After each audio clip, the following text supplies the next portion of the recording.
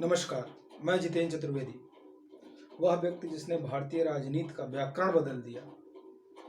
आज उनका जन्मदिन है। लोग उन्हें काशीराम के नाम से जानते हैं। पैदाइश उनकी पंजाब की है, लेकिन उनकी राजनीतिक प्रयोगशाला उत्तर प्रदेश बनी। उससे पहले उन्होंने अपनी पढ़ाई लिखाई अपने गृह नगर में पूरी की और वहाँ से वो DRDO के लिए निकले, जहाँ वो बतौर सहायक नियुक्त हुए थे। वहाँ पर काम करते हुए उन्होंने देखा कि वो जिस बिरादरी से आते हैं, उस बिरादरी के लोगों के साथ वहाँ पर बड़ा अन्याय होता है। इस तरह का उनका अनुभव नहीं था, चूँकि वो जिस हिंदू धर्म की निम्न जाति में पैदा हुए थे, वो संभ्रांत होने की वजह से और सिख धर्म अपना लेने की वजह से उनके परिवार के उनको उस तरह के हीन भावना या कुंठा से नहीं गुजरना पड़ा था, और ना ही वो जो छुआछूत जैसी समस्या थी उससे दो चार होना पड़ा था।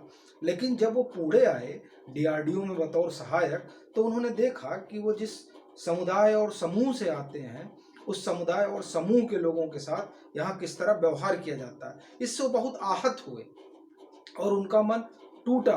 वो खींचे जिस तरह का व्यवहार यहाँ हो रहा था। अपने कुछ सहकर्मियों के लिए वो खड़े भी हुए कि इनको न्याय दिलाया जाए, लेकिन उन्होंने देखा कि सरकारी नौकरी करते हुए बड़ी समस्याओं से दो चार होना पड़ रहा है। लेकिन फिर भी वो माने नहीं और वो जो दलित, शोषित और पिछड़ा समूह है, उसके लिए वो संघर्ष करने लगे। इस दरमियान उनको लगा कि यहाँ रहते हुए काम नहीं हो सकता है। उनकी एक बार मुठभेड़ भी हो गई अपने अधिकारियों से, तो उन्होंने तय किया कि नहीं, अब नौकरी छोड़नी होगी। नौकरी छोड़ा। इस दरमियान अंबेडकर के विचारों से दो चार हुए। वो कराया DK खारपड़े ने। उन्होंने उनको अंबेडकर के विचारों से दो चार कराया। अंबेडकर को वो जाने और समझे। फिर उन्होंने कांग्रेस ने किस तरह दलितों के साथ अनाचार किया, उसको भी उन्होंने अंबेडकर की किताब के जरिए ही समझा। और फिर उसके बाद उन्होंने तय किया कि अब हमको ये जो समाज का शोषित और दलित तबका है, उसके उत्थान के लिए काम करना है।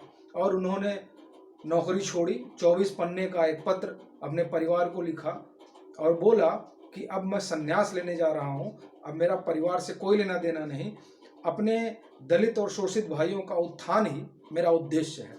और वो उस राह पर बढ़ चले।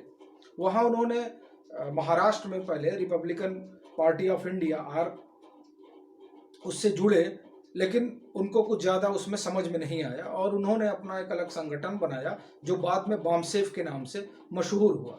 यह वह दौर था जब उन्होंने हिंदुस्तान में एक दलित विमर्श को खड़ा कर दिया था और लोग उन्हें, उनका जो समाज है और जो राजनीतिक तबका है, बड़े सम्मानित नज़रिए से देखता था। वो एक राजनीतिक हलचल पैदा करना चाहते थे, अपने समाज के लिए एक स्थान चाहते थे।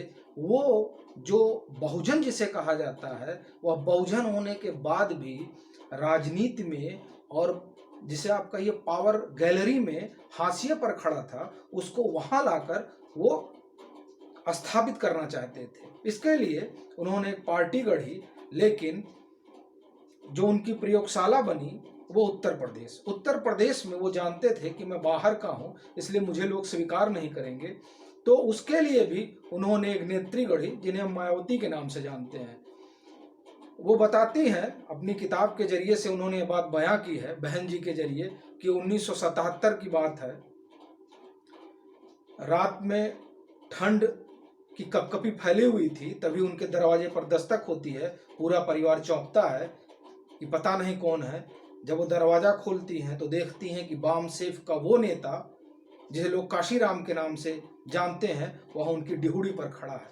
वो अंदर आते हैं और बोलते हैं कि ये क्या हो रहा है, लग रहा है आप बहुत अध्ययन में व्यस्त हैं।